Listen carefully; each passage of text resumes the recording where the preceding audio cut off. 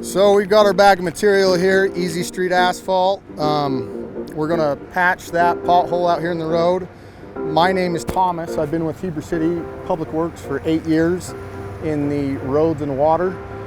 And this is what we're used to doing, maintaining asphalt and usually patching asphalt. We give that a sweep, Blake. Just anything loose, sweep that way. He's got out the loose aggregate out of it and the chunks, which is good enough. And then we can pour this right in on top of the water. So now that we've got our material in the hole, we'll want to clean it up, make sure it's segregated into it. Nothing fancy, just getting it in the hole.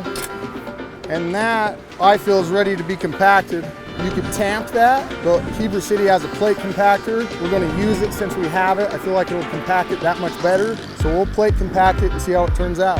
And if I'm not happy with it, I'll add more to it. Or I can, use the shovel while it's still somewhat malleable to adjust it and make it what I want.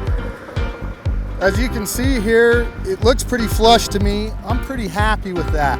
I think that'll stay there. If I wanted to, I could add material to that and beef up my edges or anywhere I felt I had a low spot. But this stuff works good.